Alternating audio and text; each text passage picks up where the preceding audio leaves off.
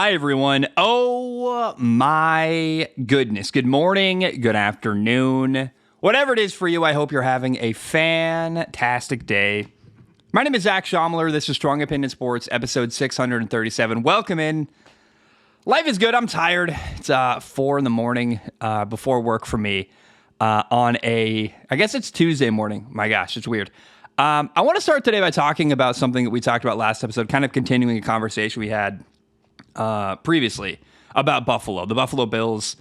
I accused them of rebuilding, which is a thing I still stand by. It's real. I believe that. But I want to reframe what I talked about last episode as maybe a good thing. They parted ways with their aging veterans. A lot of names you would hear for a long time in Buffalo. Jordan Poyer, Tre'Davious White. Guys who were staples in the franchise are gone. And while I don't think it's going to be great immediately, in the immediate future for the Buffalo Bills, there's going to be some growing pains. They are rebuilding. It's going to be pretty tough. I think long-term, though, you can frame that as a really good thing. They are rebuilding, but they shed expensive contracts. I think they've got the perfect quarterback to build around, Josh Allen. And I really like the idea of, instead of hanging on to the mediocre or average thing you have, getting close again and then falling short in the playoffs like they've done year after year, running into Kansas City, running into Cincinnati. Instead of coming up short year after year, they're trying to make a change. And I actually really, really appreciate that mindset in general, is when it's not working and you're coming up short of what your goals are, saying, hey, we should make some kind of change. That's what Buffalo's done.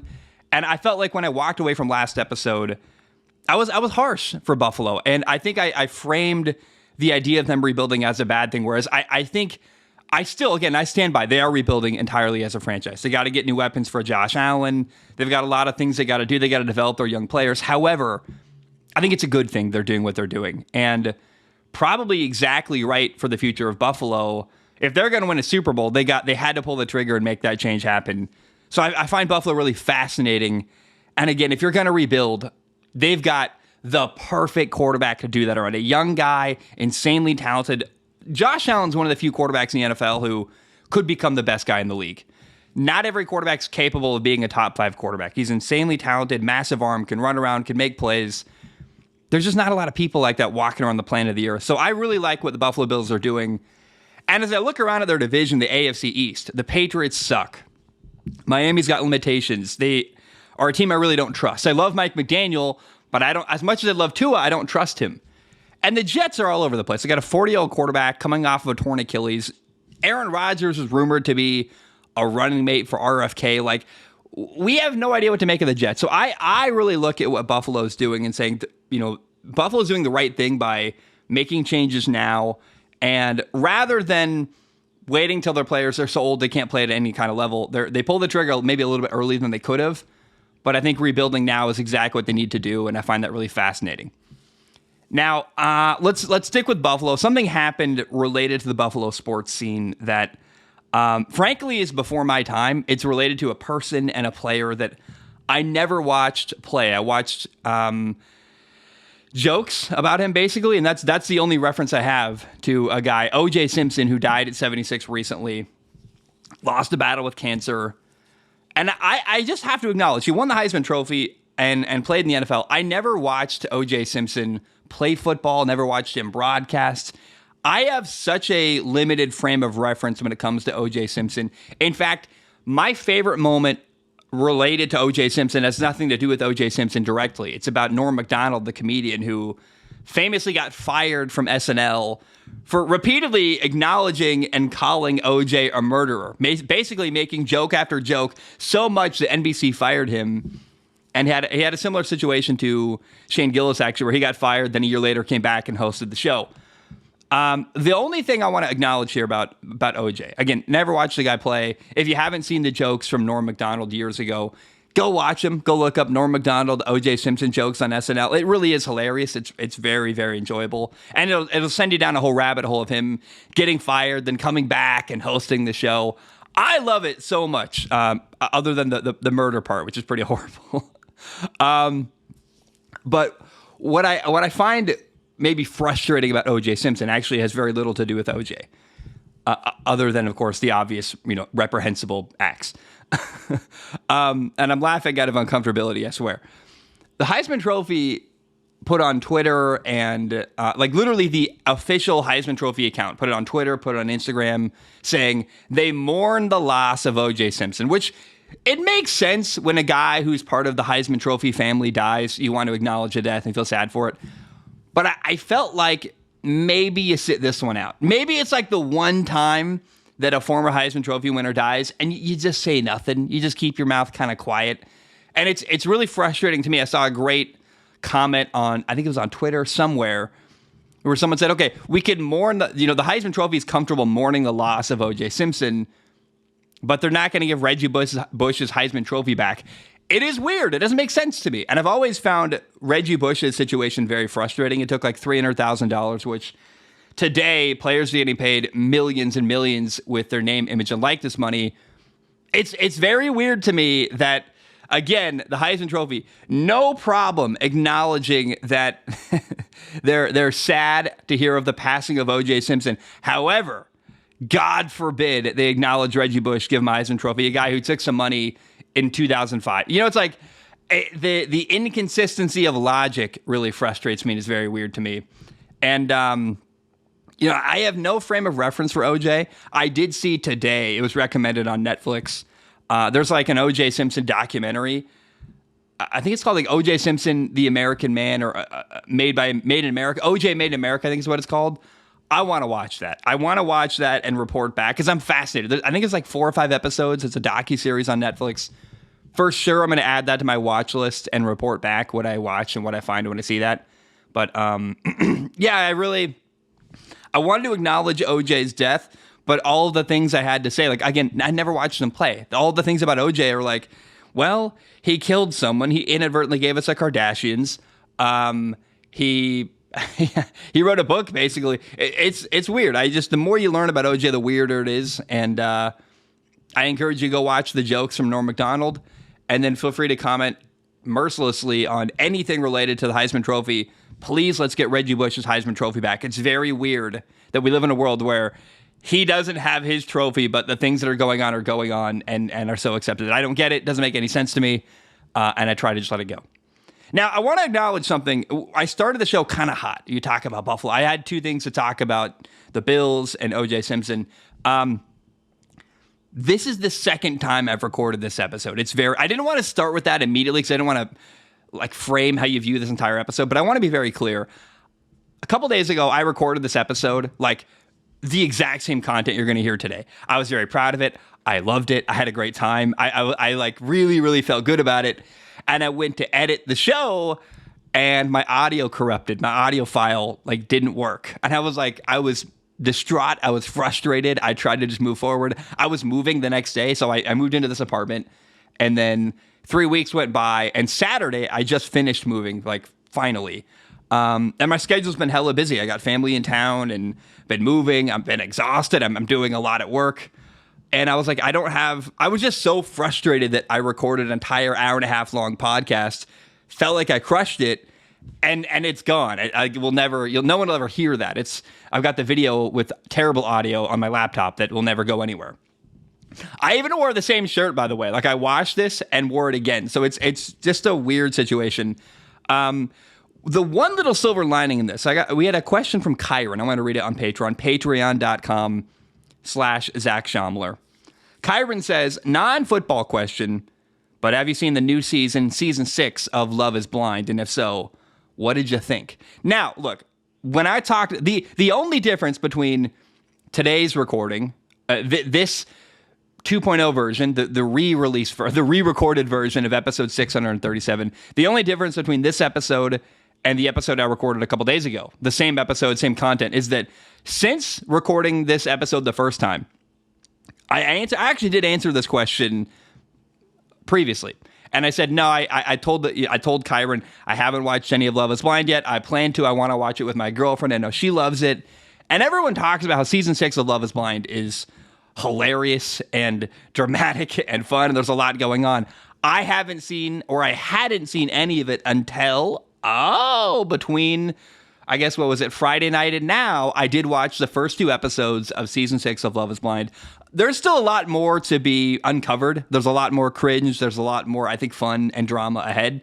So far, the only thing I've seen, there's this guy, Matthew, who told two women he like loved them and wanted to marry them, like told them the exact same lines. And it's so insane, like to think he could get away with doing that. I find that really fun. So, Kyron, this will be an ongoing thing. I promise I will watch the rest of the series and report back what I found. But 2 episodes in, highly recommend Love is Blind season 6. If you got a girlfriend, dude, you guys, sit down, pull your lady close, watch it, enjoy, laugh. It's cringy. It'll make you feel really good about your relationship because you're like, man, these people are awful. Like you really do feel good about what you're doing when you watch other people fucking up tremendously. Cannot recommend Love is Blind season 6 enough. It's I'm only 2 episodes in. I've got high expectations for the rest of the season. And Kyron, thanks for the question. I'll report back.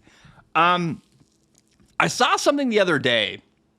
It was Tom Brady getting his hair cut. And this is now, I thought Jeff Wittick was the guy who cut hair and did the conversation thing on YouTube. Now there's there's so many people. I feel like everything gets copied and iterated on endlessly. The barbershop content, you see it everywhere. People cutting hair and having a conversation with some kind of celebrity. Tom Brady did one of those shows recently. And basically the gist of what happened is Tom Brady said he wouldn't be opposed to returning to the NFL. Now, there's a huge caveat there because Tom Brady said he wouldn't be opposed to coming back. He didn't say he's planning to, didn't say he's training for it. Basically, what it sounded like to Tom Brady was, hey, if the right situation goes down, there's a team in November or December that's got a really good roster that's prepared to win a Super Bowl, and if they lose their quarterback towards the end of the year, he's willing to come in like an angel and sit down and be their quarterback for the rest of the year and try to help them win a Super Bowl. So, there's a very, very specific window of opportunity that would bring Tom Brady back to the NFL. So I hear that, and I got a lot of messages about that. The reason I bring it up is because a lot of people sent me messages, hey, Tom Brady's coming back. I see Tom Brady's going to make a comeback. I got 5 messages about it, and I was like, look, I understand the excitement. People know I love Tom Brady. It's not going to happen. I'm not going to let myself get emotionally invested in that idea. If Tom Brady had said, I'm working really hard, I'm training to make a comeback, that would be different. But he very passively said, I guess I would consider it if all these right specific conditions happen. So Tom Brady's not coming back to the NFL. I want to be very clear. It's a fun thought. That'd be a crazy dream. Like in December this year, if Tom Brady really did come out of retirement, let's say the Philadelphia Eagles are amazing. They're ready to win. Jalen Hurts gets injured. Kenny Pickett is terrible. Their backup quarterback, and they're like, look, Tom, we need you. We're trying to win a Super Bowl. Yeah, dude, I would jump out of my seat. I think that would be incredible. That sounds like so much fun, but don't expect that. The messages I got from people, Tom Brady's making a comeback. I don't think that was a widely believed thing, but I got a couple messages about it. I just want to be very clear. Tom Brady is not making a comeback. We would be lucky. That would be such a fun storyline. Let's acknowledge that would be crazy cool, but it's not going to happen. By the way, while we're on this topic, I want to acknowledge Bill Belichick, the Patriots. Wow, that's so weird. The former Patriots head coach. He's no longer the Patriots head coach anymore. In fact, Bill Belichick's no longer in the NFL at all, that's kind of what I want to say here. It's very weird to me that collectively the NFL doesn't want any part of Bill Belichick. I don't know what's up with that. I've seen lots of pictures. I saw a picture recently of Belichick at the University of Washington Huskies practice. His son Steve is coaching there in Seattle. I don't know why Bill isn't coaching this year. I think part of that's self-imposed. I think he made a decision, I want to be head coach. If I'm not getting the spot I feel like I deserve as a head coach, I'm not going to coach in the NFL. But man, it's such a shame that truly like a genius football mind like Bill Belichick may not be involved in the NFL potentially ever again. Hopefully he comes back at some point. I know he just did a really long meeting at Nebraska with their coaching staff there. Matt Rule, the Nebraska head coach, was talking all about how great it was to have Bill Belichick around and kind of ranting and raving about how smart Bill Belichick is. That's warranted, man. Bill Belichick is... It's so true that the NFL is a league where if you don't do anything for a while, people move on very quickly. It's a not for long, what have you done for me lately type of league. People say that NFL stands for not for long. It's been a while since Bill had a really successful season. Basically, since Tom Brady left, the Patriots fell apart and Bill Belichick got discarded from the league. But it's so bizarre to me. I don't want to say lack of respect, but it feels that way a little bit. There's a lack of appreciation for Bill and what he brings to the table. And I just hope we haven't seen the last of Bill Belichick coaching in the NFL. I really would like to see the guy. I mean, I see a situation like in Green Bay with Matt LaFleur as head coach, Kevin O'Connell in Minnesota, or Mike McDaniel in Miami, or shoot, even Sean McVay in the Rams. Like some really young offensive head coach who's got a good spot. He's really secure in his position as head coach, who just needs a really good defensive coordinator. I don't know if Bill is willing to be a defensive coordinator in football. I think he wants a lot of power and influence over whatever team he's a part of next.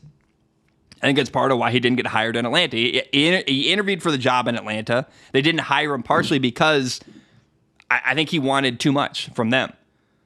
But I just really hope we get to see that happen again someday. And I would pay so much money to watch Bill Belichick be the defensive coordinator in Miami alongside Mike McDaniel. What would that just sounds like a crazy science experiment. The personalities clashing. Mike McDaniel, his way of dodging questions is so opposite to Bill Belichick. I think Bill's got a lot to offer the game still, with advice, with helping young coaches develop, with how to handle situations.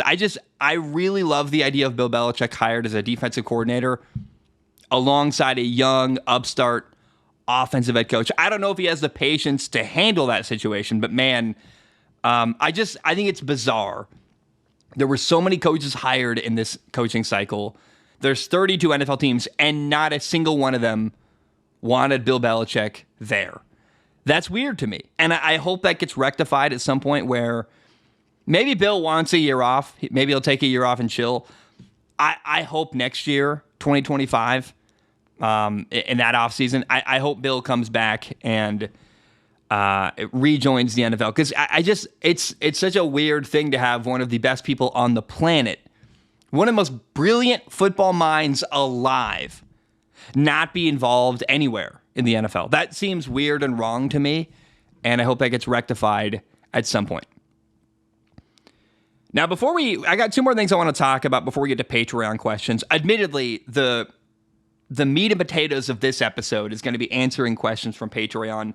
I asked for questions. You guys nailed it. I got so many really, really good questions from you guys on Patreon. But I want to first talk about Jared Goff. Jared Goff went on a podcast. Let's give them credit. The Trading Cards podcast. I've never heard of that. I have no idea what that is. But thanks for having Jared Goff on. I listened to it. They gave me a couple good quotes to talk about the Trading Cards podcast. Never heard of it. Don't know anything about it. But it's a thing, I guess, and good for them. Jared Goff gave two really interesting quotes about his moving to Los Angeles, or moving to Detroit. Remember, he was once the LA Rams quarterback. Took them to a Super Bowl. They lost that Super Bowl, but he was awesome. He was the man there. It was a number one overall pick, was supposed to be the future of the franchise. He was a quarterback when they moved from St. Louis to LA.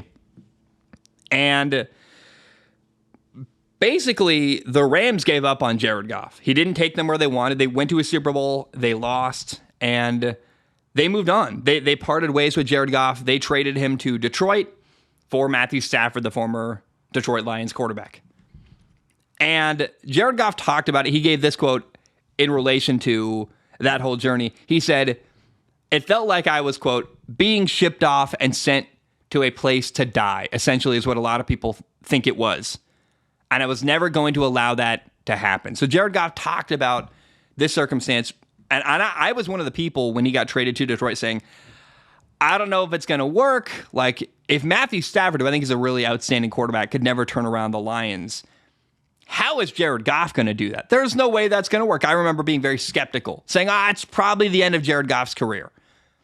That was a widely... I hope that was wrong. I like Jared Goff, and I wanted to see him do well, but I think a lot of people were like me going, that's... good luck, dude. You're going to a historically horrible franchise that's not going to win and not going to do well. And I really admire someone who takes a really tough situation and does the best they can to make it work. And not only make it work, but turn it into a good thing. And Jared Goff, he says, I was never going to allow that to happen. I love that. And he continues later, the next quote I want to talk about, he says, going to Detroit was, quote, it's the greatest thing that ever happened to me for my career and for my development as a human. I love that. I admire so much the way Jared Goff handled the adversity of that situation. Let's be very clear about Jared Goff. He did something that Matthew Stafford could never do in Detroit. Matthew Stafford did something Jared Goff couldn't do. Matthew Stafford won a Super Bowl with the Rams, right? Something that Jared Goff went to and lost. But for 12 years, we saw Matthew Stafford play as quarterback in Detroit. Didn't win a division and didn't win a playoff game. We saw the Lions win a playoff game, win their division, and do things that hasn't happened in decades. It was so cool to see. That's what Jared Goff did. He surpassed every expectation, and he took a really tough situation and made it into a good thing. And I want to share some context from my life that really helps me. Like, I hope that next time I'm in a really tough situation, I can do what Jared Goff did, which is turn a tough thing, going somewhere that is really not good, and make it a good thing. I had a really tough situation, and I'm trying to be like Jared Goff, where a couple of years ago, YouTube didn't pay my bills, and I was figuring out, like, what do I do? I was a full-time content creator, making podcasts and making YouTube videos, and I had to find a solution. And I at one point was like, well, I got to make money, got to pay my bills, I got to make a change. What do I do? And I turned to HVAC, and I started installing air conditioning units, which, by the way, when you're a full-time YouTuber for years and like chilling, it's really jarring to suddenly work in the trades, doing something really difficult. You're crawling around in crawl spaces. It was a really tough change in my life that I had to figure out. And as of Friday last week, I'm out of credit card debt entirely. I've been working really hard to get my life back on track and turn a really difficult set of circumstances. Like I think it's well documented. I was engaged and lived in Hawaii, and my whole life fell apart. It was really hard for me to like figure out what I was doing. And I've tried to turn that entire situation into a good thing. And I would say HVAC is like by far the best thing that's ever happened to me. I really like it. I highly recommend it. We'll talk later. Someone wrote in on Patreon asking about life advice, and I talk about why I think the trades are such an incredible option. And I love working in the trades. I'm now getting moved into sales. Like, my life is amazing right now, and it's largely part of that decision I made to say, I'm going to lean into HVAC and do the best I can. And I wanted to say, I am trying to do what Jared Goff did, which is make a life-altering change and make it into a really good thing. And I just, when I hear Jared Goff talk about, this quote, going to Detroit was, it's the greatest thing that ever happened to me for my career and for my development as a human. I find that so inspiring. That's why I love talking about sports, is you see someone doing something that's difficult and taking on adversity and doing something really good with that. And I just admire the way Jared Goff handled moving to Detroit and then what he's accomplished there by taking, in my lifetime, the worst franchises in football have been the Cleveland Browns and the Detroit Lions. And it's not even been close, by the way. It's been like, they've been horrific, and were horrific for so long. And when Jared Goff went there, I was like, man, I don't know if this is going to work. And not only did it work, they won their division last year. They won a playoff game. It's so cool to see.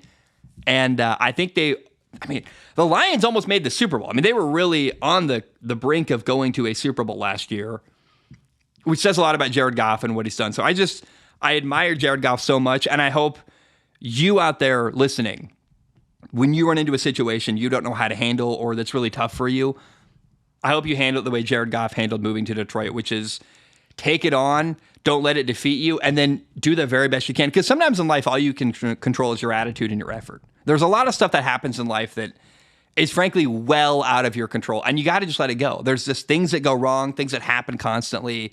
Like recently, my truck got broken into, cost $1,000 to fix 2 windows to make my truck back to working order again. I didn't love that. That wasn't fun. I wasn't excited, but all I can do is have a good attitude about it, do the best I can. You can't let crazy circumstances or things going wrong ruin your day and rip you apart. All you can do is have a good attitude and do the best you can. And that's what Jared Goff did. And that's what I encourage for you out there is next time you run into a really tough situation, take it on that way. And I think you'll work out pretty well. Again, I want to celebrate one more thing I said earlier. As of Friday, I'm out of credit card debt. And that was man, when I was living in Hawaii and YouTube was falling apart for me and not making enough money, I had to use my credit cards to like literally get out of that situation, to pay for my car to ship back and pay for some things to separate myself from my ex-fiance. It was really tough. And it's been a long journey, but things are back going really well. And I'm really proud of that accomplishment for me. And I hope that moving forward, when there's tough stuff going on, I can handle it the way Jared Goff did. I find Jared Goff really inspiring, and I love that. I want to now talk about, we'll talk about this very briefly. We're not a baseball show. I talk about football. Ippei Mizuhara is the former, I guess not former, interpreter for Shohei Ohtani, who is the face of baseball. The best player in baseball in like 100 years. Shohei Ohtani can pitch. He can hit home runs. He's the star player for the LA Dodgers. And he's Japanese. And so his interpreter, Ippei, was someone that Shohei Ohtani described as a family member, as a brother, someone who he felt incredibly close to. And it's well documented now. Ippei stole millions and millions and millions of dollars from Shohei Ohtani and then spent it on gambling. It's reported he won $141 million gambling. Unfortunately, he lost about $180 million, which is like a crazy amount of transactions. I can't even imagine. Imagine being so much of a gambler. You win $140 million, but you lose $180. That's an insane amount of money, and I just find that all like crazy and fascinating. He's in the whole $40 million of Shohei's money, by the way, that he stole from Shohei and used to gamble. And the little piece that I'm really hung up on here, there's a lot of details I'm going to talk about with Ippei that are left out because I don't have the heart to break it all down and tell you every little detail. And if you want to find that information, you totally can. It's out there. I encourage you, watch as much as you want about Ippei. It's a fascinating, disappointing situation. But the thing that I really get hung up on is that when you see someone get stolen from in the sports world, you see it all the time. Millionaire football players, basketball players, baseball players, their financial advisors skimming monies, taking a couple million off the top, or someone they trusted with their money screws them over. Some investor just rakes the coals with them and steals a ton of money from them. You see that regularly. But it's on a human level, it's so disheartening when someone who's supposed to be your closest confidant and your best friend, pardon my French, fucks you over and steals a ton of money from you. And then really, really impacts your reputation, by the way, as well. The U.S. government's doing a huge investigation into all of this because they're trying to crack down on illegal sports books, illegal gambling, which is part of why they're so involved in all this. So the U.S. government says, hey, Ippei did this. This isn't Shohei, and I believe them. They've got no reason to lie. They don't care who's involved. They just want to get rid of the illegal gambling. I don't think anyone's protecting Shohei. I don't think Shohei Ohtani did it and then transferred the stuff into Ippei's name. I think Ippei really just fucked over his good friend. And I wish it, I honestly, like part of me wishes Shohei Ohtani was gambling and the story was Ippei is taking the fall for his friend, because that would be easier as on a human level. I would say, at least there's loyalty. Like, at least at the end of the day, the friendship isn't gone. But it's actually harder for me that the truth of this story is a really good friend, someone who was considered a brother, totally stole millions of dollars and screwed over their friend and, frankly, best friend. Like, that's so sad to me. And I don't want that to get lost in everything. As you hear all this stuff, that's my angle here. Like, there's so many ways to cover the story. There's so much going on. And I encourage you, there's probably hours and hours of content you could listen to somewhere on the internet about Ippei and all the details. The thing I want to leave you with, the thing that really sticks with me is the friendship and the betrayal. That's the sad thing that I don't think anyone's talking enough about, the human level. Like, how does Shohei Ohtani feel about Ippei? The guy who, he brought him everywhere. They spent so much time together. They were He described him as a brother. That's crazy. If my best friend, I've got two of them. We're like the Three Musketeers. If one of them did that to me, man, I don't even, I'd feel so betrayed and so hurt. And I think that's just what I want to talk about Shohei is. I can't imagine how Shohei Ohtani feels. It's horribly painful. It's really sad. And I feel for the guy. All right. We've reached the part of the show where I want to answer questions from Patreon. This is going to be a weird pitch. Every episode I talk about Patreon. I pitch why you should support it, basically. Pitches, I don't like that I use that word, but that's honest. So let's say it. If you want to support the show, go to patreon.com/Zach Schomler. It's $1 a month. You can donate more if you want to. Please do. It literally does pay my bills. But $1 a month gives you access to submit questions on Patreon. Now, I do not guarantee to read every question on the show. My only guarantee, I look at every single write-in with my eyeballs and to pick the top couple to read on the show. Now, the one piece, I skipped over it intentionally, but last time, remember, I've recorded this episode before, which is a weird thing to be able to say, that everything I'm about to read, every question I'm about to read, I've literally done a segment reading them and answering them on the show. So I got a pretty good idea what I'm going to say already.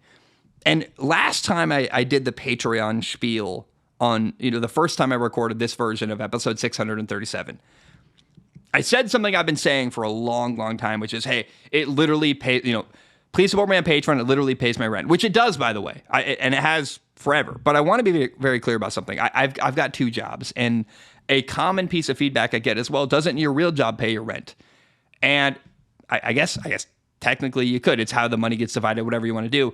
I make decisions with my money. But I want to be very clear about something that I've never been honest about.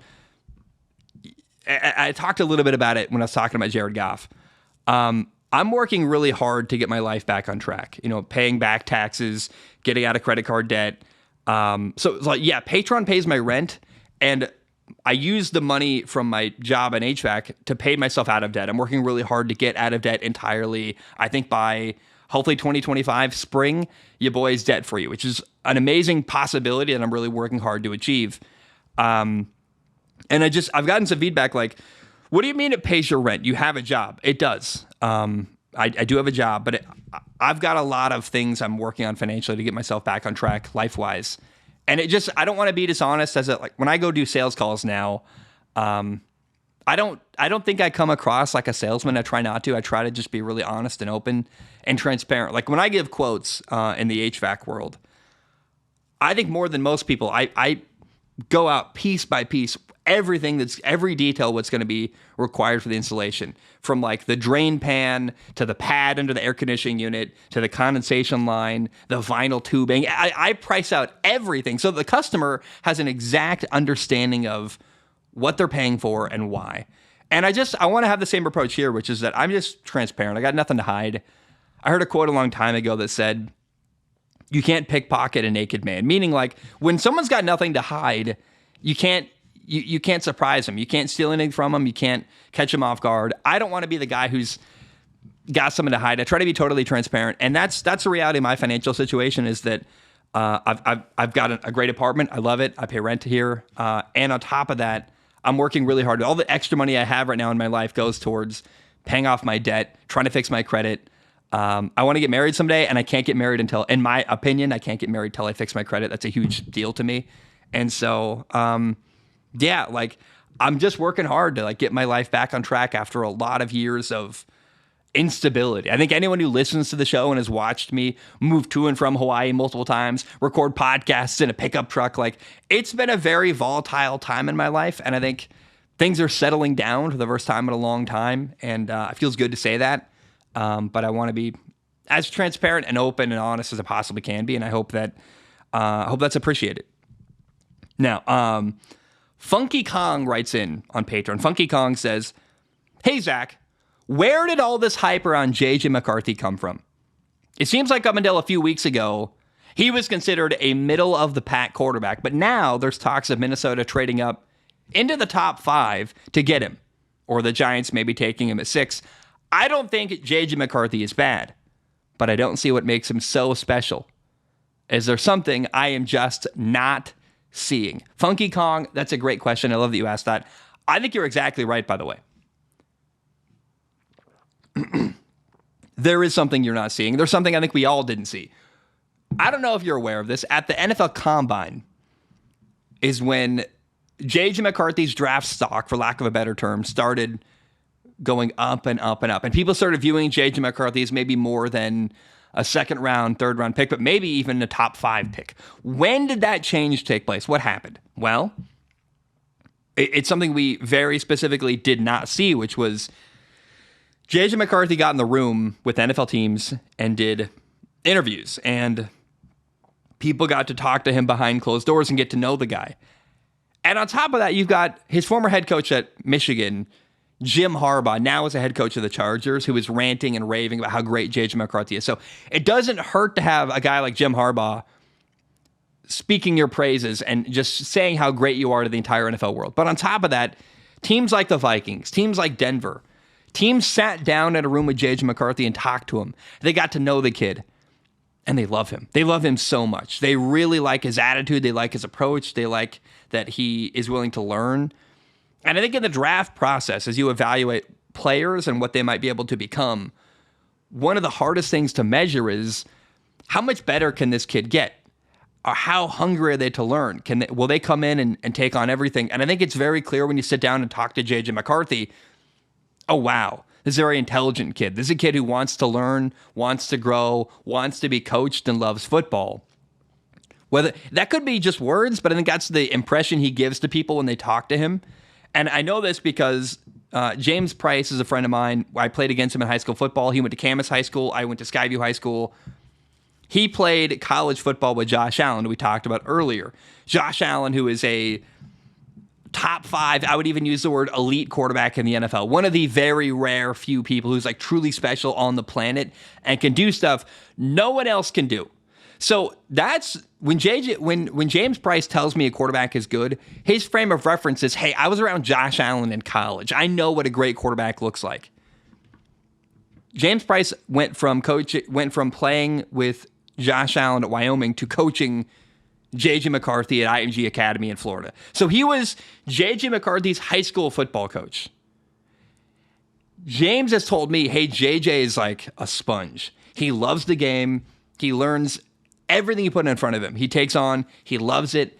He rants and raves about how great J.J. McCarthy is. So James, friend of mine, tells me how great J.J. McCarthy is, knowing full well part of his context is Josh Allen. Does that make sense? If he tells me a quarterback is great, he would know. Former college receiver, played with Josh Allen, his opinion really matters to me. He rants and raves about J.J. McCarthy, about how great he is. I think what happened was people sat down with J.J. behind closed doors, got to know the kid, and got sold. They were like, man, this kid is on. We can work with this kid. We can teach this kid a lot. He can grow. He can learn. He's really talented. We like him a lot. I think that's what happened. I don't think anything on the field went down to make J.J. McCarthy go from a second, third round pick to maybe a top 5 pick. What happened was people talked to him and got to know him as a human and were like, wow, we love this kid a lot. And we think we can work with him. So Funky Kong, that's the answer I think you're looking for. That's what changed, was something that we'll never have access to, which is we don't know what was said behind closed doors, but that I think is the reason why J.J. McCarthy is now viewed as a potential top 5 pick in the NFL draft. Kameel writes in, says, okay, here's a question from a longtime listener and Patreon supporter who never gets involved. How would you build your hypothetical NFL team? Would you prioritize getting your quarterback first, or would you build up a team around them before? Besides quarterback, what positional groups are most important to you, and which ones would you consider paying when it comes to it? Best wishes from Glasgow. Glasgow in Scotland. It's crazy you listen to the show from there. I love that. That's amazing. I want to go there someday. I'm not going to lie. I'm more interested in Wales than Scotland. I think Wales looks isolated and beautiful and really interesting. Although Scotland has some of the same vibes too. And I really, man, I hope I can get to that part of the world someday. And if I'm ever in Glasgow, Kameel, I'll hit you up. We'll hang out. We'll get a pint. I know that's what you guys say over in the UK. And I would love that. That would be so cool, man. So thank you for supporting from Scotland. That's really, really interesting and really, really cool. How would I build my hypothetical NFL team. I think first of all, let's acknowledge you need the quarterback. And I don't think you necessarily need the quarterback first. I don't think that's building block number one. But if you were a team like Chicago this year, the Bears, you have the number one pick, and a guy like Caleb Williams is available, you just pick him. It doesn't matter. If Joe Burrow, Trevor Lawrence, Andrew Luck, Caleb Williams, one of these really incredible quarterbacks is available, even if you don't feel like you're ready, like you're working on getting things perfectly set up for this young quarterback, even if you don't feel like you got the right group of guys in place, if you can get your hands on one of those young quarterbacks, you draft him and figure it out later. So let's be very clear about that. My plan only works up until you've got the right quarterback available, and then you just pull the trigger and make it happen. But hypothetically, if everything went perfectly to plan, you would get the team set up first and be ready for that young quarterback to plug in. Because I think the development of the quarterback really matters. And if you put a quarterback in a situation where they're on a team and they don't have support around them, they don't have a lot of help, their teammates aren't very good, you're putting a young quarterback who's already got a lot to overcome into a really, really tough scenario. So I would avoid, drafting a quarterback until I can build a team, if at all possible. But again, let's acknowledge if Caleb Williams is available, you got to just draft him and figure it out later. But ideally, you build the offensive line and you get a lot of really good receiving weapons. I actually wouldn't focus on defense anymore. Like, defense in today's NFL is just not important. I wish that wasn't true. But with the banning of the hip drop tackle, the rule set we have currently, I really believe fundamentally the way to win football games in the NFL is on offense. And that's actually kind of ironic because we just saw a team, the Chiefs, win the Super Bowl, partially because their defense was incredible like that. So defense does matter. And I think if you're trying to win a Super Bowl, you're not going to win a Super Bowl without a good defense.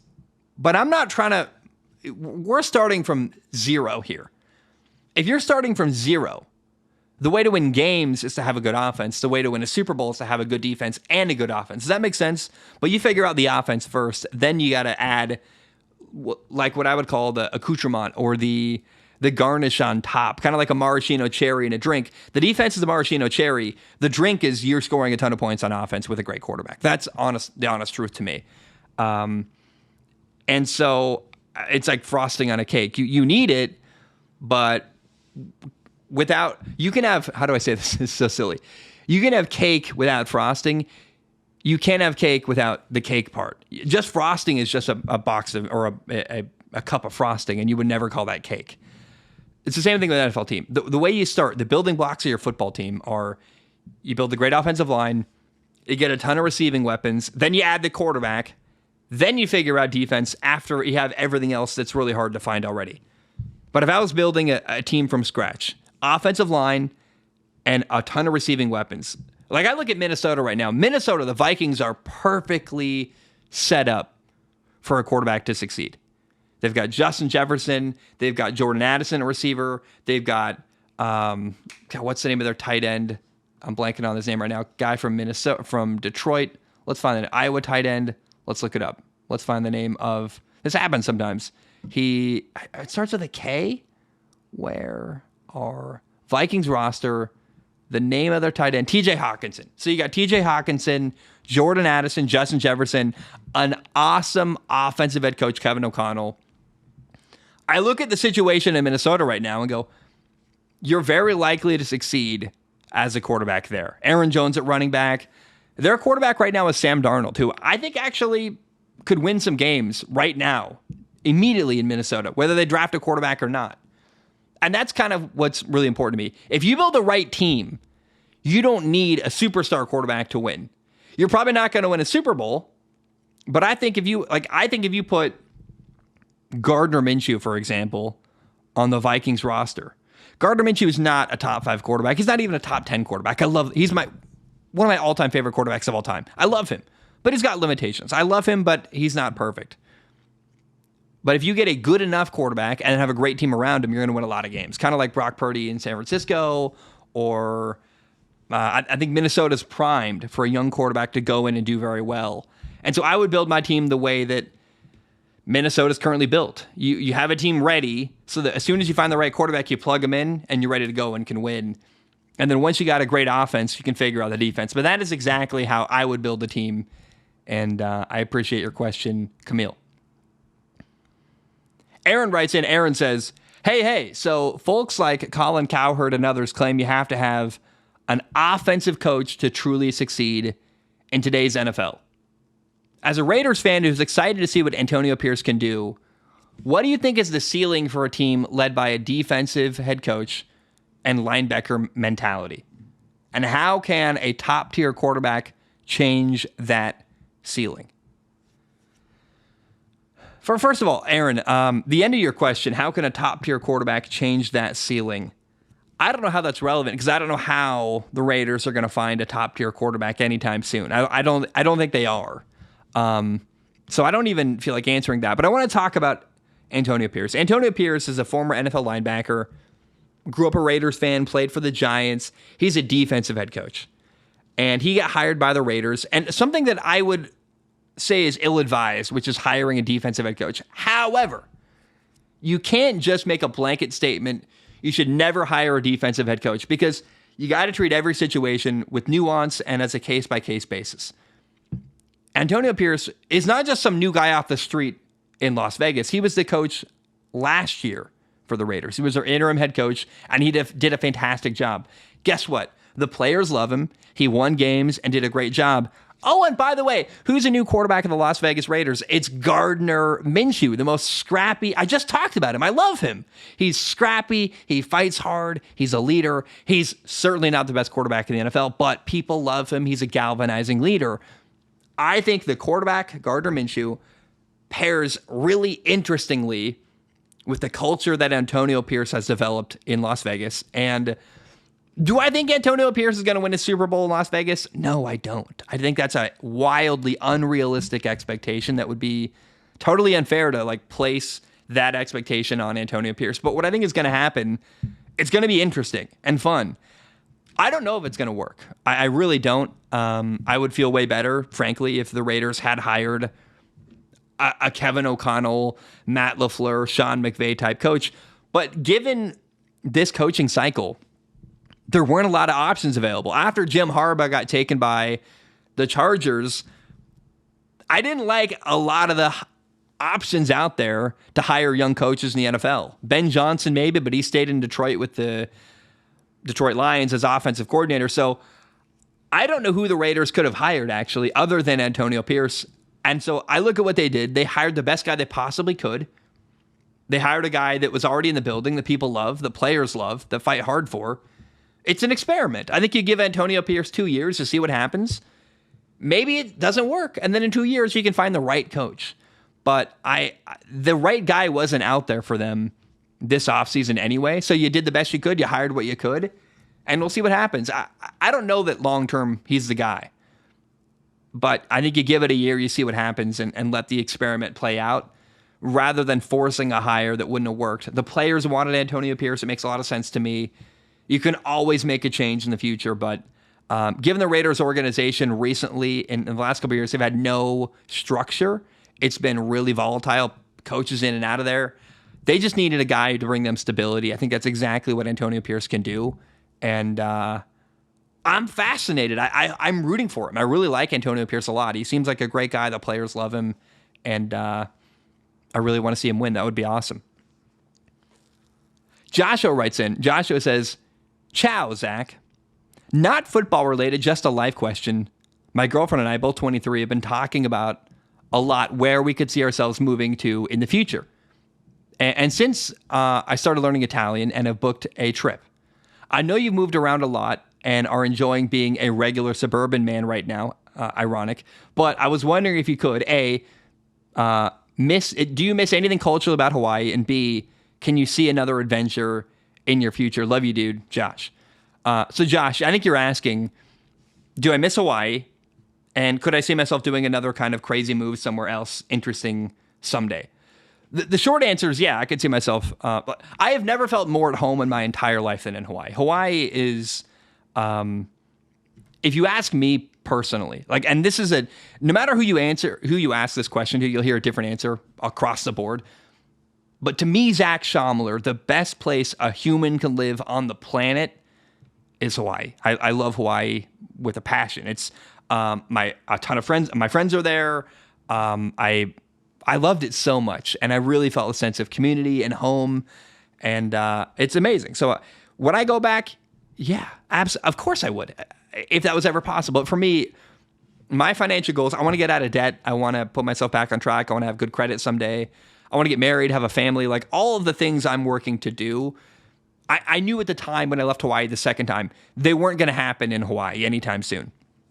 I got a great job. I'm an HVAC. I love it. I've got a good boss. I've got an amazing girlfriend. Like I'm really happy in life. Like life is really, really good. And so for now, I'm rooted here in Portland. I live in downtown Portland. It's funny. You say suburban man. I thought I was going to be a suburban man, but apparently I'm a downtown Portland guy, and I really love it. I went from downtown Honolulu to downtown Portland, and it's fantastic. I could totally see, like, if I make a ton of money, man, I'm out. I would totally buy property on the Big Island of Hawaii and just have a little farm and start a family there. I'm fortunate. I've got a partner now who could theoretically work anywhere, given her job, which is really cool. So do I miss anything culturally about Hawaii? I miss everything. It's the best. And I can see another adventure in my future. Sounds like you, Josh, are looking at Italy maybe. And dude, I get it. Like Italy's another place that I'm just like, man, Italy's really special. The people are really cool. The food's incredible. They eat really healthy. And if you ever make that change, let me know. Here, Joshua, can I ask you this question? When you go to Italy, feel free to write in how it went, what you saw, like share the adventure. And maybe if you want, we'll do a podcast together, not this show, but a different podcast where we'll talk about, I want to hear about your trip to Italy and what you think and your perspective on it. That'd be so fascinating. I love that kind of stuff.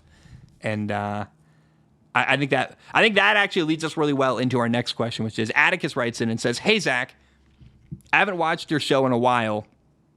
I stopped watching football and was an avid Zach Schaumler talking listener.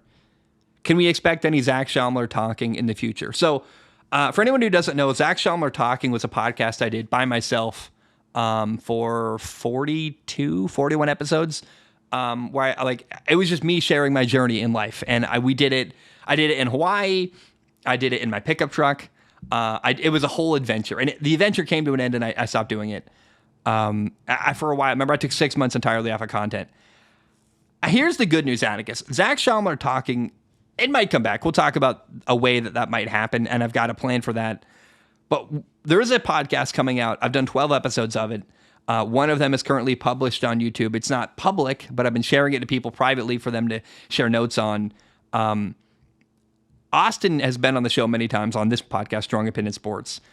Him and I do a show now where we talk about life, and I think it's a good example for young men where we talk about our philosophy as humans. Remember, he's a dad. He's getting married in 2 weeks. I'm going to his wedding in 2 weeks. I can't believe that. That's crazy.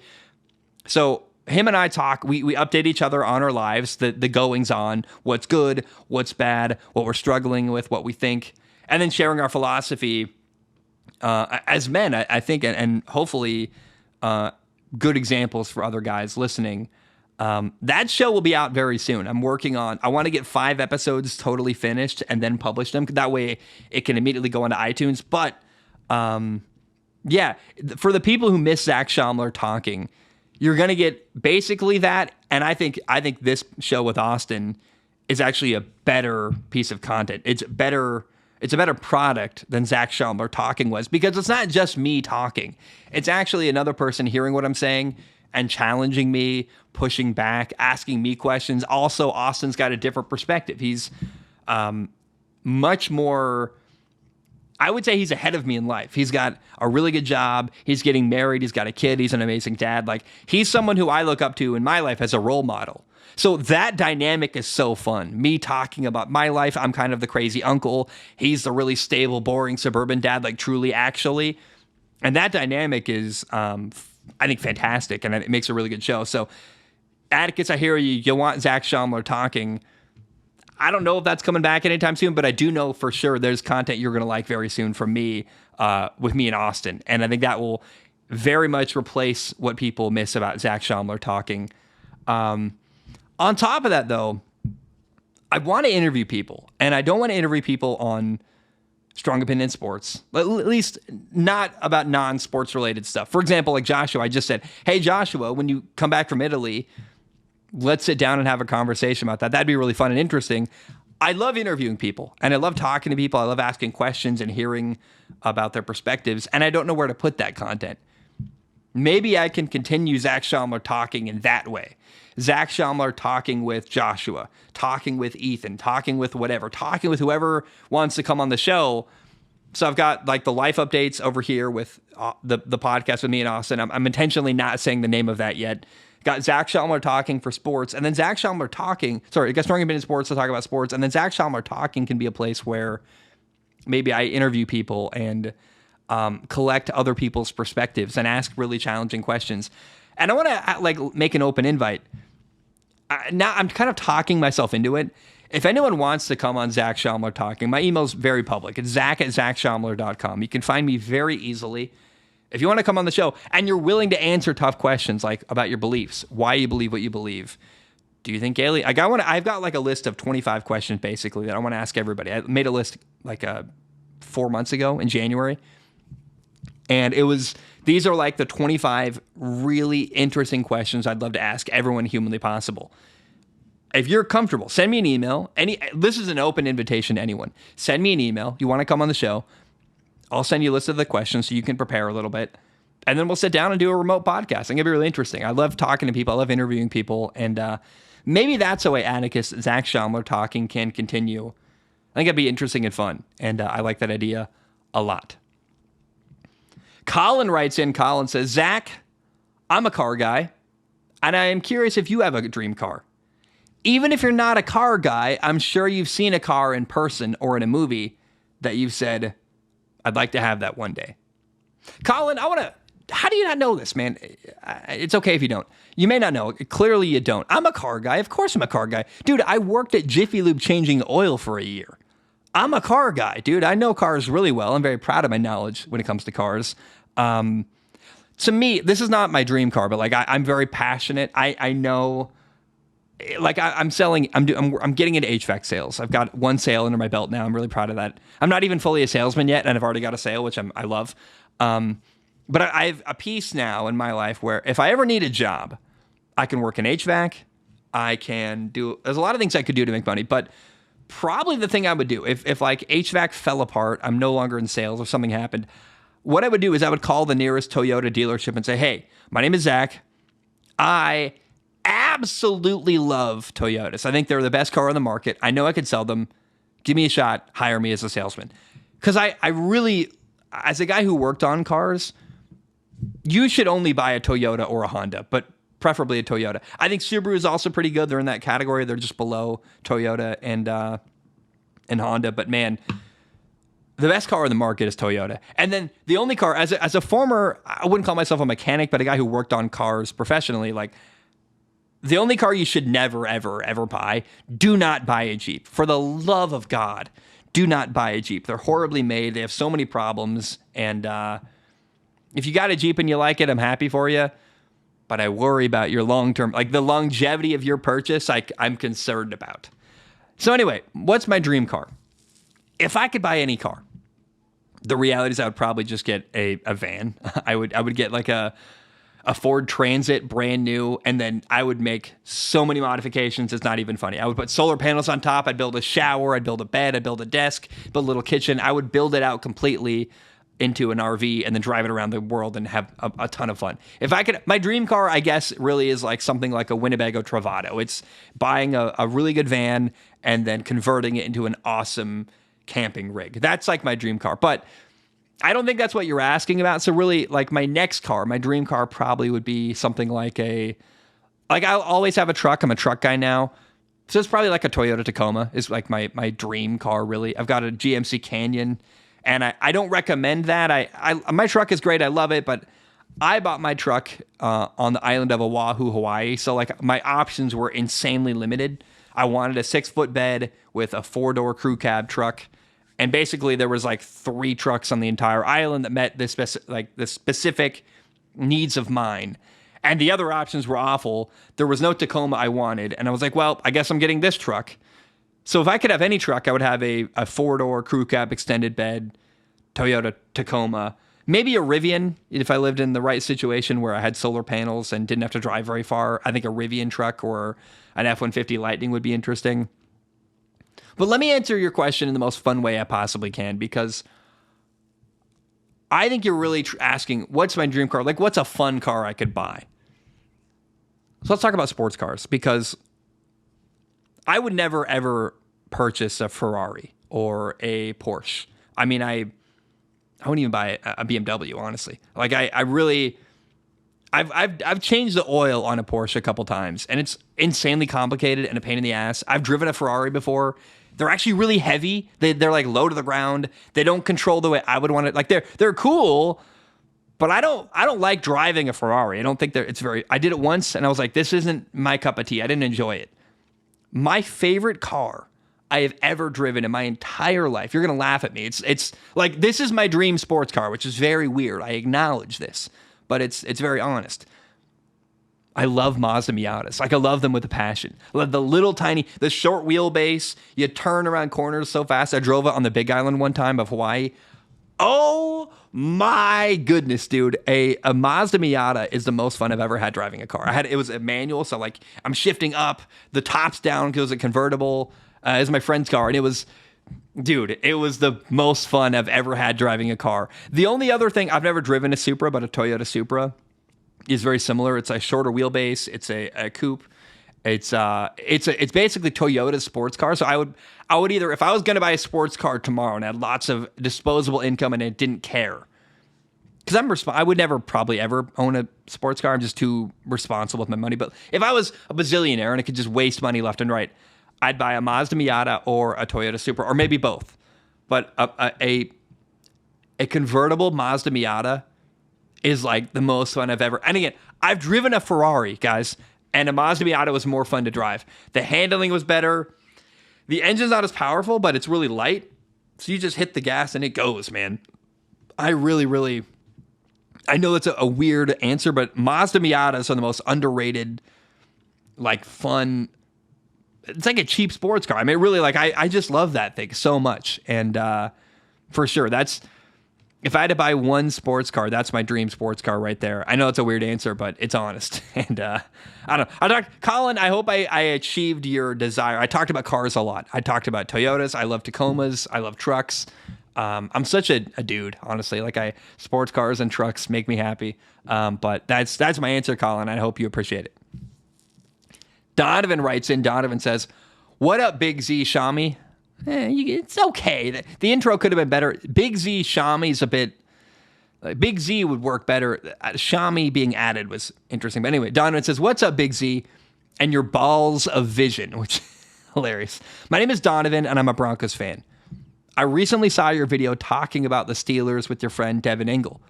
I wanted to ask if you'd be at all interested in doing a similar video, maybe not about all 32 teams, but a good chunk of them. Personally, I would love to see you come on the show and talk about my Broncos." Or he said he'd love to come on the show and talk about his Broncos with me. "But I'd be just as interested in seeing you talk with other YouTubers about their teams, such as Brandon Perna with the Denver Broncos, Marcus Whitman, that franchise guy with the Packers, Brett Coleman with Houston. Thank you for reading my question, and I hope the next 2 weeks are a lot less hectic for you." Donovan, I like the idea a lot of sitting down and doing essentially like a deep dive, one team at a time. You're right. I don't have to cover every team in the NFL, but maybe you have a guy come on to talk about, I don't know, an expert who loves Georgia football. I know exactly who I could bring on to talk about Georgia football, for example.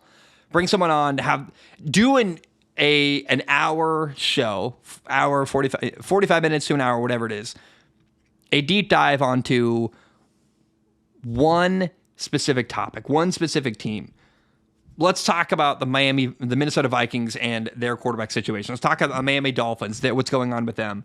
Kind of breaking down all of the relevant storylines for one specific team.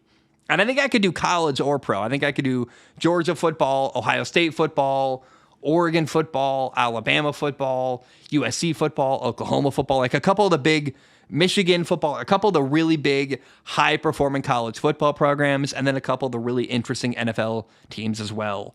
That might be what we do this summer. Here's my plan for this summer. I'm getting into sales, so very soon my schedule is going to be easier where it's like, hey, you got 2 sales calls today and then nothing else. You got to give a couple quotes and then you go home and you chill. Go home and chill for Zach means go home and work on Strong Opinion Sports.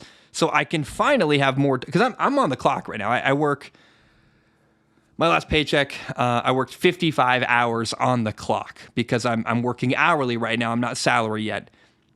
And really, I'm not commissioned yet. So once I'm full commission, then I'll have more free time than I can even know what to do with.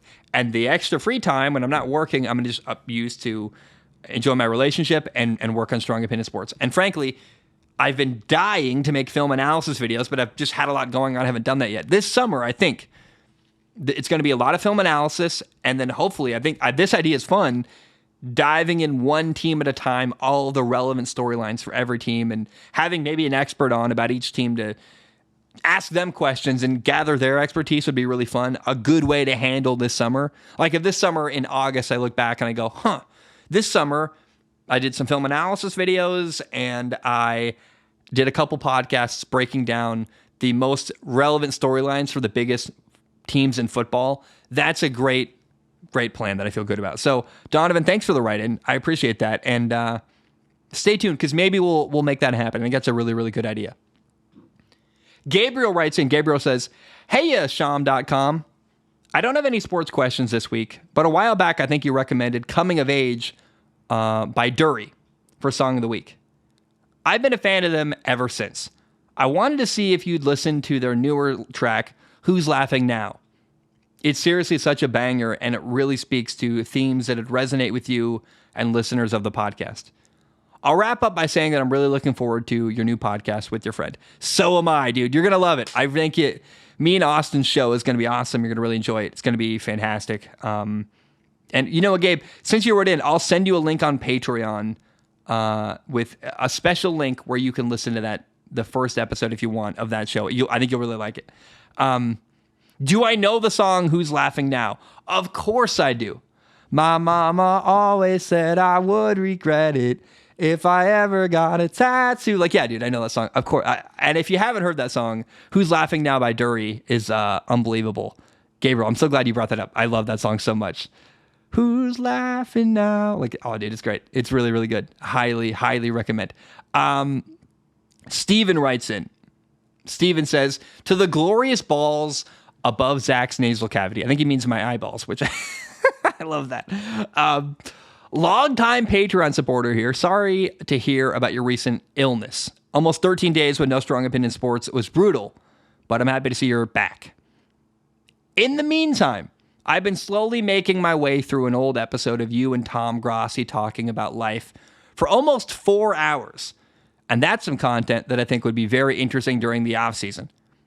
If you just had casual conversations with cool people, honestly, could really be anyone, other YouTubers or your dad or Patreon supporters or randos or anyone you feel would have a good perspective and be interesting to hear from. Talking about sports and then just life in general. We haven't gotten a Zach Schaumler talking episode in a while, and listening to your takes on life is just as intriguing as your football analysis, especially during the offseason. And I know others will agree with me. It would give you plenty of topics to discuss while football is slow, and I'm sure any fan of yours would be dying to be on the show and get to know you, like me, and your favorite cancer nurse. You're a cancer nurse? Steven, I didn't know that. Maybe I did distantly, but that's amazing, and I can't even imagine. My girlfriend's an ER nurse, so like I really, I know more about the nursing world than I ever thought I would, and you're a good dude. That's a really tough life. Steven says, I've got 2 questions for you. One about sports and one about life. First, what is your favorite sporting event outside of the NFL? I'm partial to epic tournaments like March Madness and the UEFA Champions League. You just can't beat the drama of a win or go home knockout scenario. So let's answer that question, and we'll talk about your second question in a moment. So My favorite sporting event outside of, and I'll say football in general, because it's college football and the NFL. To me, they're all intertwined, and I love them. I love football just in general. But outside of football, for me, the sport that I watch the most, can I be honest? This is a weird admission, but I've been super busy at work. I was moving, so like my life has been very chaotic. At least that's how it feels in the last couple months. So I've been doing a lot of things, and I haven't had a lot of free time. So like all my free time has been occupied by doing the best I can with this show. I didn't watch a single, and when I say literally, I did not watch a single March Madness game this year. Like I don't really give a fuck about March Madness. I used to watch with my dad. I didn't watch it. I watched one women's game in March Madness. That's it though. And I didn't watch any. So like I hear you, but I just didn't get into it this year. I don't know why. It just didn't grab me, and I was busy, and maybe next year I'll do better in March Madness.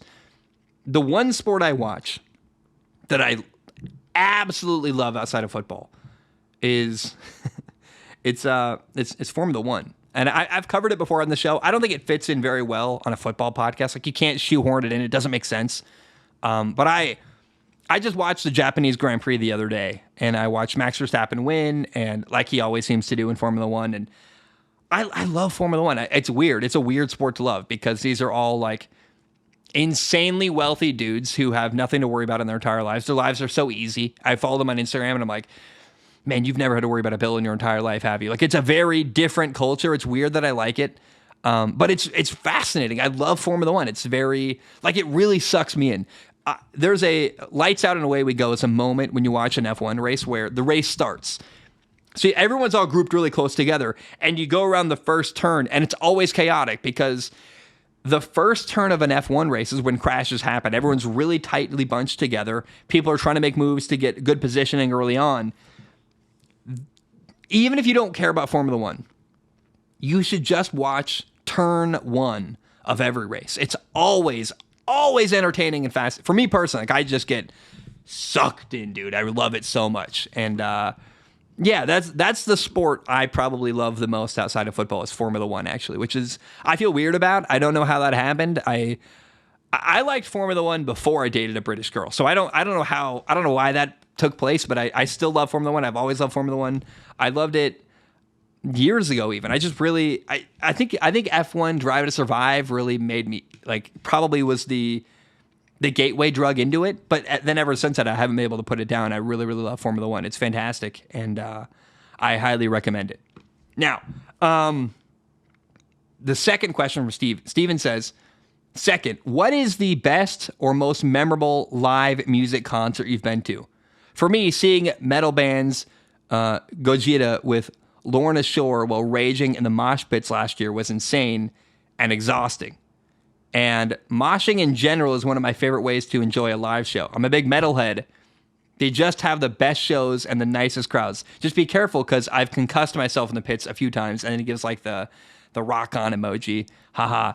Toodles and much love. 24/7 Ask ETN season. That's his name. And then he goes, I'm still salty about how the fantasy league in the playoffs went. So he was in the Strong Opinion Sports Fantasy League.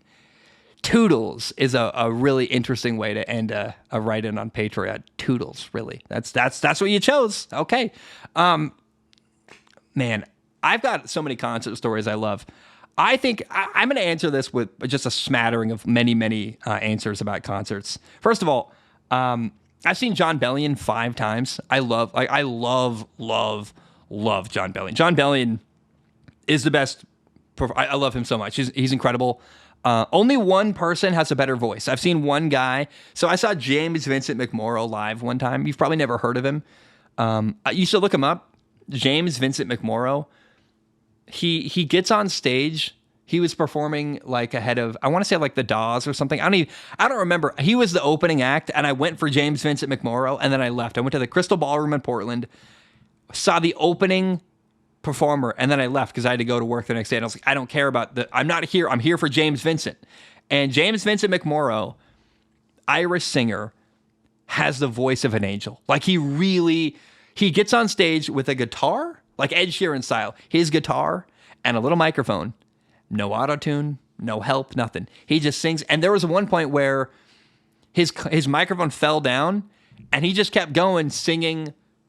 I guess is the word a cappella, whatever the word is, without any help, without any acoustic, without any no microphone, no speakers, nothing. He was just playing guitar and singing to the crowd, and it was unbelievable. Like literally the best voice I've ever heard in my life. It's incredible. James Vincent McMorrow's voice is unbelievable. That's a really memorable thing for me. I went to go see him knowing he'd be good, and it's very rare in life something exceeds your expectations. You think something is going to be good, and then it's even better than you expect. That's what James Vincent McMorrow was. He was unbelievable, and I really, really loved it. Most romantic concert I've ever been to. Hopefully I can beat this someday, but I saw Khalid live with my ex-girlfriend a couple X's ago now. Khalid killed it. We were down in the crowd. We were like dancing and having fun. That was great. The other day, my friend Sean and I went to saw a concert. What was it called? I want to say like Arm's Length. I think is that a band? Probably was Arm's Length. I went to a metal concert. Or maybe it wasn't metal. It's more like pop punk, maybe. Arm's Length Band. I think that's who I just saw in Portland. I went and saw them in the Mission Theater, and this is who I saw. So I went to see Arm's Length with my friend Sean, and it was kind of like there was 4 different bands performing that night. And mind you, I'd never been in a mosh pit in my entire life. I'm not a mosh pit guy. I'd never done that. So I went for the first time into a mosh pit, and I get it, dude. It's really fun. It's violent. It's a violent occurrence, but it's a good time. Like you're like smashing into people, and somehow it works given the music. And I saw my friend Sean get lifted up on he got lifted up and then set onto the stage. So he was on the stage with Arm's Length, and I got a picture of him like next to the band. He's standing on top of the stage, and then he jumped into the crowd again, and the crowd surfed back to me. And I was like, this is insane. I loved it. It was so much fun. A tiny little theater, the Mission Theater. And that just happened like 2 weeks ago. It's wild. And then also within the last couple of weeks, I saw Ippei Sabotage. A coworker of mine was like, "Hey, I got an extra ticket. You want to go?" And I walked from my apartment down to where they were playing. What's that theater called? The Roseland Theater. And I saw Ippei Sabotage.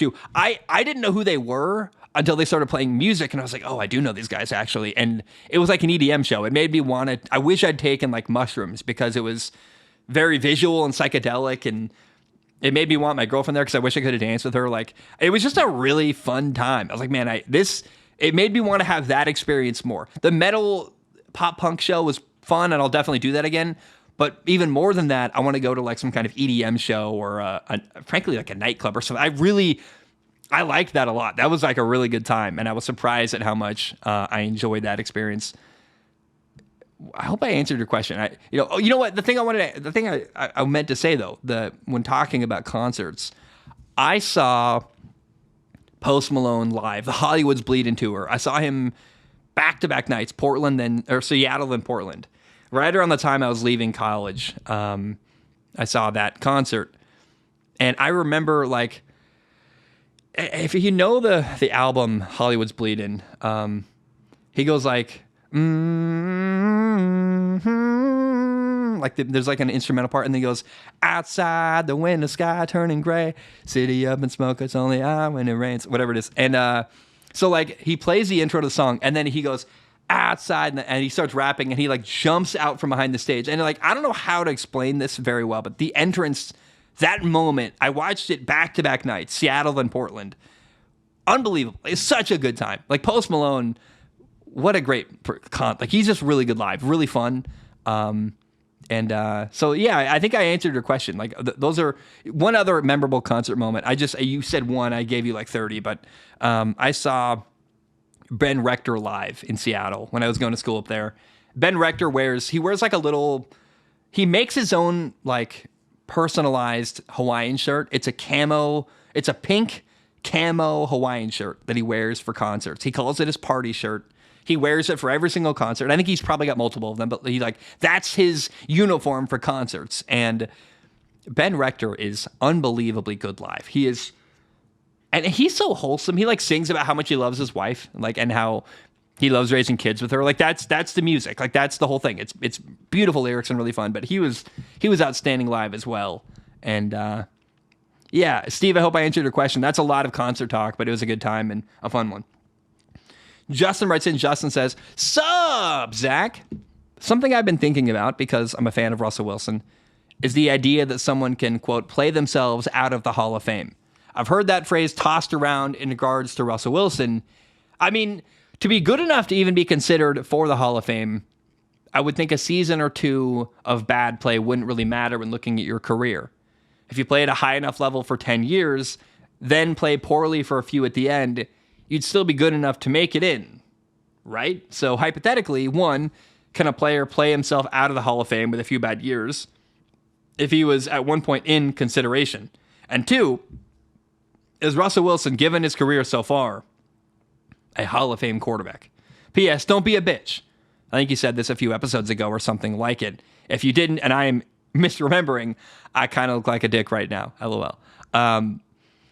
So number one, can a player play themselves out of the Hall of Fame? Yes. We just saw Russell Wilson do that the last couple of years. Let's be very clear. Russell Wilson had kind of a bad end to his time in Seattle. Then he goes to Denver, expected to be the savior, gets a massive contract, gets a new coach, gets two coaches actually in 2 years, and doesn't work. And not only doesn't work, he's like aloof, and his teammates don't like him, and he's weird, and likability really matters. And, you know, so here's why. So Russell Wilson's not a Hall of Fame quarterback. Let's answer question number 2 as well. Here's why. The Hall of Fame is all about the way you're viewed, right or wrong. And the way he's viewed now is awful. A couple of years ago, he was voted the number 2 best player in the NFL. And a lot of people said he should be number 1. He was that good. But it was a brief moment. And Russ has had opportunities to prove himself recently and has done a terrible job. People don't like him. He comes across as really inauthentic as a leader.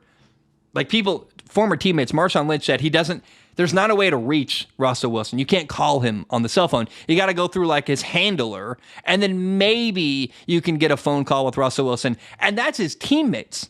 He doesn't give his own teammates his personal phone number, which is effing weird. So people don't like him. He's not playing well. Yeah, he's effectively played himself out of the Hall of Fame. The view of Russell Wilson now is severely taken a step back from what it was a couple years ago.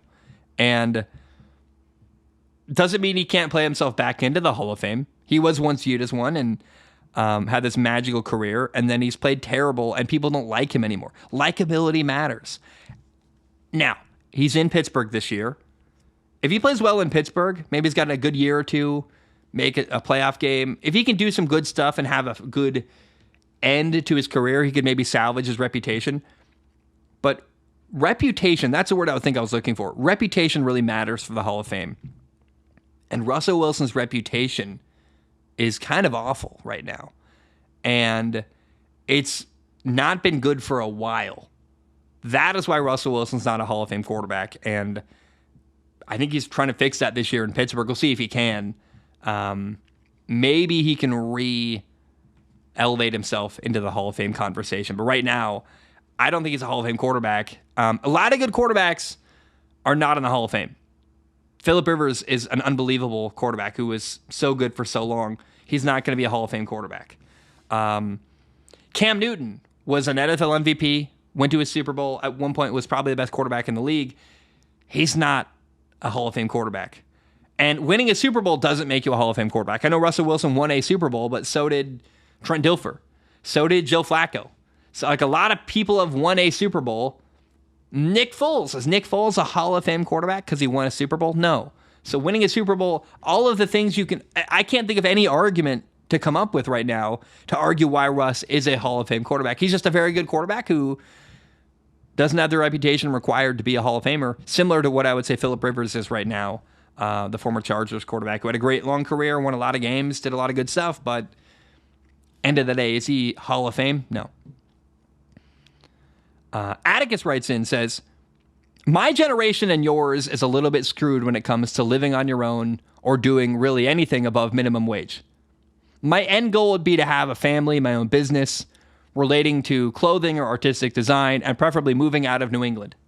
What advice would you give yourself when you were in college just starting the show? I've always related to you because I feel like my brain works very similarly to yours, and I've always admired your way of living life.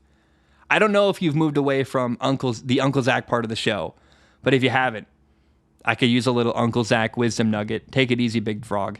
Big frog. Take it easy, big frog. I've never heard that one in my life. I don't know what that means, but I love that, Atticus. Advice. What would I tell myself?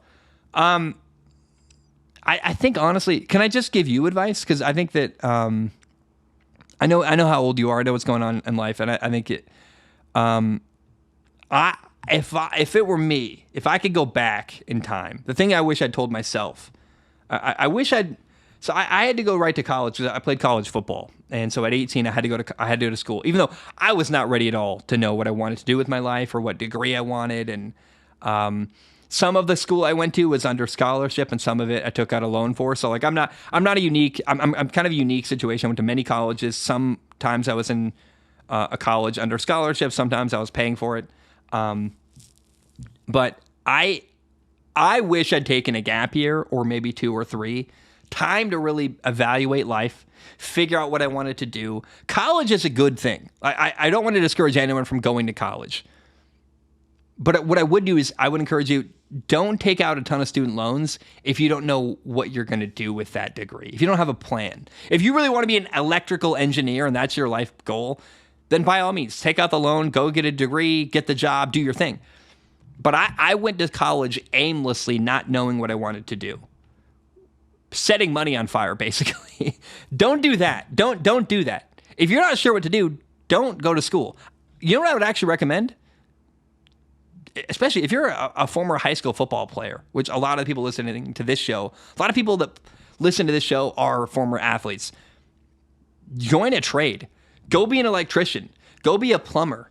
Go work in HVAC. It's changed my life tremendously, and I like it. If you played sports, there's such a parallel between the camaraderie and the attitude of the trades that you see in sports. You wear a uniform, you've got teammates, you work with them.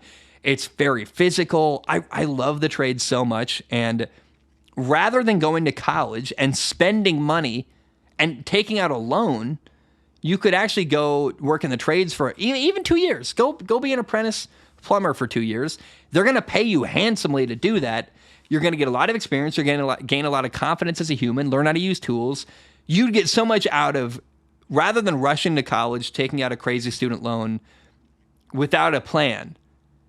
If you don't have a plan and you're kind of aimlessly doing something, you might as well aimlessly do something that's going to give you skills and pay you well rather than you pay for that. So if you go do an apprenticeship somewhere, you're going to walk out of that. Even if you're not, by the way, you're not stuck with it. I was an apprentice plumber. I didn't stick there, but I did it for a while and I got a lot out of it. I learned a lot and I grew from it. It was a good part of my journey. Even if you finish the apprenticeship, you don't have to do it the rest of your life. But what a good foundation for your life. If you're 18 to 23, you do a 5-year apprenticeship, you become an electrician. You will always have that in your back pocket. You've made a ton of money. You are not in debt from school. You've got a lot of confidence. You could, and then guess what? If you still want to go to college, go to college. You've got a ton of money saved up. You've got better credit probably. Like I just can't recommend enough an alternative view, which we tell everyone who's 18, go right to college, take out a bunch of student loans. That's what I did, and it fucked up my life. I don't recommend that at all. I'm trying to pay off my student loans. I'm working really hard at it. I'm spending a ton of money right now, month by month, like getting on that and getting it paid off. And I wish I'd had someone who told me like, hey, you don't need to rush off to college. You can always go to school, right? What you can't do is you can't undo accepting a crazy amount of student loans. Once you accept that loan, you're locked in.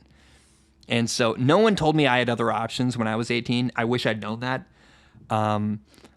The trades are a great option. I'm not trying to discourage anyone from going to college. If you have a plan, go to college. Or like if your parents are offering to pay for it.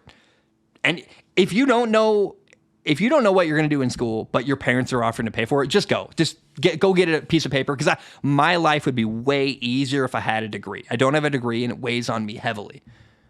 But what I would be strongly discouraging of is don't just rush out and take a bunch of student loans out without a plan. And if you got scholarship, if your parents are offering to pay for it, then go to college. But if you're not sure what you want to do, and your plan is to take out like $40,000 of student loans or more, maybe take your time making that decision. Maybe work in the workforce a little bit. And again, the trades are a great option. For a guy listening to this show who's 18 to 23, doing a trade, doing an apprenticeship will give you confidence. It'll give you skills. You'll get paid. My ex-girlfriend worked for a corporate company. She got paid hourly. She had a college degree. I don't have a college degree. My first day as an HVAC apprentice with no experience, I made more money than she did. More money hourly than she did right off the bat. The trades will take really good care of you, and no one is evangelizing them enough. No one's telling you, hey, that's a great option that you should probably look into. And I hope I could do that for you guys out there. It's changed my life tremendously. Like my life is really good right now because of HVAC. And man, it's been so life-changing for me. And I wish I'd known about that when I was 18. No one told me that was a possibility. In fact, anyone who did tell me about the trades told me it was a terrible option and I'd have a bad life. And I just think 4 years of college or 5 years of an apprenticeship, who's going to be farther ahead, right? Like who's more valuable, an electrician or a kid with a random business degree? Unless you have a specific plan for that degree, don't take out crazy student loans without a really good plan is what I'm trying to say. And I'm not discouraging anyone from going to college, but just be thoughtful and take your time when you make that decision. That's all I'm saying. Devin says, I'd love to hear you talk a bit about the, quote, this quarterback has no weapons argument used to defend quarterbacks. When is it appropriate and when is it not? It's a very simple answer, Devin. I appreciate the question. You can make the excuse for a quarterback they've got no weapons when and only when they're really talented and their talent isn't allowed to shine because the people around them aren't helping them. Like, for example, Anthony Richardson, the Colts, he'll be a second-year quarterback this year, is very obviously insanely talented. Can run, can throw. He's got potential to be a top 5 quarterback in the league. He's one of the few guys you're like, that guy's a little different than everyone else. So if you said that to me about Anthony Richardson, I'd go, oh yeah, fair enough. Let's wait and see what happens when he's got a lot of help around him. But if you told me that about Kenny Pickett, the former Steelers quarterback who is small, he's not a great athlete, doesn't have a great arm, he's not super accurate, doesn't make good decisions, like, I waited for a long time. When is Kenny Pickett going to turn a corner? He never did. And if you had told me, hey, Kenny Pickett's got no weapons, I'd say it doesn't matter. He's got no upside. He's got no potential. The ceiling for him is very low. So you can make the argument a quarterback has no weapons and be patient waiting until they get help, as long as that quarterback has a lot of potential so that when they have weapons, they're going to succeed. But I don't know that even with weapons, Kenny Pickett would have done well. And so it's a very simple answer is it really depends on how much potential they have. I'm willing to wait and be patient for a quarterback if they're supremely physically gifted and have a lot of potential. If they don't and they're not winning, move on. Who cares? Kenny says, hey, Zaddy, Zaddy is a rough one. Zaddy. Anyway, Kenny says, hey, Zaddy. So in the past, you've talked about your quarterback career and how it went for you. One thing I don't think you've talked about was how you played quarterback. So my question is, did you base your play on someone or was it entirely organic? First of all, you can go watch my highlights on YouTube, Zach Schaumler. Look up Zach Schaumler highlights. You'll see it. It's got like a bunch of views and you can watch me play. I got in my own way when I played quarterback. Remember, I played like 10 years ago now, back when a little before quarterbacks were as mobile as they were. So like the examples I saw growing up were Peyton Manning and Tom Brady. And I based my game on Tom Brady, which was actually entirely unhelpful because I told myself I couldn't run around and I was basically like a pocket princess. The reality was I was actually a pretty good athlete. I wasn't very tough, but I could have been if I told myself I would be. And I didn't run around and extend plays other than the couple times where it just happened naturally. Like someone gets in your face and you're like, oh crap. And you make a move and like you don't mean to, it's like a reaction. I was actually pretty slippery and hard to tackle. And I didn't run around enough, I guess what I'm trying to say. Like I played within the pocket. I played within the structure of my system. I took a lot of checkdowns. Like I was very by the books, by the numbers, doing the right things, decision-making wise. And there were a lot of times where like, I should have left the pocket, dude. I should have run around. I should have done a lot better. And I just didn't, it wasn't on my radar at all. And so I try to never be the guy who like lives in the past and the glory days or, well, if only this had happened. But I know that there was a part of my game that I just didn't include, that I should have. And if I could go back in time, I would have run around and extended plays more and played a little more like Johnny Manziel probably, or something like that, where just I was a little more elusive than I gave myself credit for. And then when I go back and watch old film, I go, oh, like I could have moved around. And I just didn't use that part of my game, that part of my skill set very much, and I regret that. Gabe writes in, says, "Hello, Zach. Not a football question. Just wanted to know how the Portland apartment life is like. As you know, I'm up in Seattle, and boy, let me tell you, it's rough. Rent is way too high, and like you, I feel the pain of getting my truck broken into twice in my, quote, secure parking garage. Just want to know what it's like in a very similar city in Portland." First of all, I'm really sorry about your truck. My truck got broken into. I was parking on the street. If you have a, quote, secure parking garage, there shouldn't be a way for anyone to break into your vehicle. So clearly your parking garage is not secure. I'm working on getting parking in a parking garage, and that'll be good for me. Rent is high, although it's easy for me. I'm splitting it with my girlfriend, so like it's really. I think if you're living by yourself, it's really tough. But if you're splitting rent, it's totally affordable and makes sense. Like I almost lived in a room in Vancouver, Washington. A friend of mine was renting a room, and my commute would have been an hour and 45 minutes one direction. So I would have been driving for about 3 hours a day. And my rent with my girlfriend, splitting our rent in half, my rent's about the same as it would have been living in a tiny room 2 hours from where I work, basically. So like, yeah, like if you can find someone to share rent with, it makes your life significantly easier. And, Seattle, I think, is actually more dingy and a little more messy, actually, right now than Portland is. I remember, I grew up in Portland. I've been here my whole life. And there was a part of my life where I said, part of my friends, I said, fuck Portland. I'm never living there. I hate it. And because I watched the city degrade throughout my life and watched it get more and more dangerous. And like, I wouldn't ride the Max for a long time because it was just, the thing, I rode the Max as a kid, which is like the streetcar or the train or whatever you want to call it in Portland. It's public. It's like the subway, but it's above ground. I used to ride that at like 12 years old with a skateboard and all my friends. I wouldn't do that now. It's not very safe anymore. Like the Max in Portland has changed a lot. Although in 2020, Portland was a disaster. Today in 2024, April 16th, 2024, I live downtown in the Pearl. It's pretty safe. It's pretty clean. It's like actually, like nationally, people will tell you Portland's terrible, but I'm here every day. It's not bad. I really like it.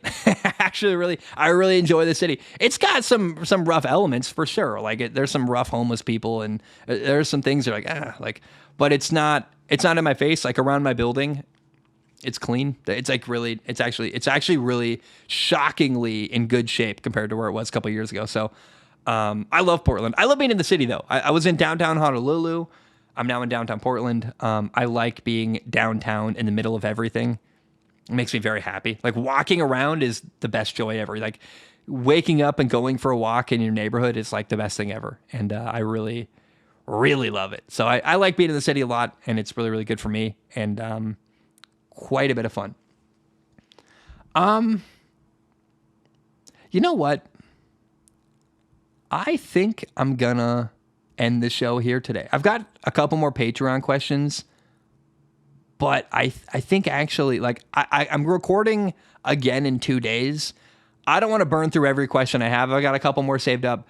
I'm going to put out a post on Patreon asking for more questions, but in case I don't get a lot of write-ins, I wanted to save the ones I have. I know I've been going for a while. I'm going to end the show here. Guys, I love you so much. I really appreciate you. Song of the week this week is Slow It Down by Benson Boone. Slow It Down by Benson Boone. It's been playing on endless repeat for your boy, Zach. I love it so much. Slow it down, take a moment. Like, it's amazing. I really highly recommend it. Slow It Down by Benson Boone. Take a listen. It's incredible. Guys, I love you. I will see you. You'll hear from me again. It's Tuesday morning. This episode will be out. in a couple minutes. I've got really fast internet now. It's really fun. I can upload shows. By the way, we've got really fast internet in this apartment. It used to take me, at my old place, it took 8 hours to upload a podcast, which is insane. It takes about 30 minutes now, which is like such an upgrade lifestyle-wise. I can upload so much faster. It's so great. So you'll hear from me this morning, Tuesday morning, and then you'll actually hear from me again Thursday morning. Guys, I love you. I appreciate you. Hope you have a great day. I will talk to you very soon. Have a great day. And bam, we are done.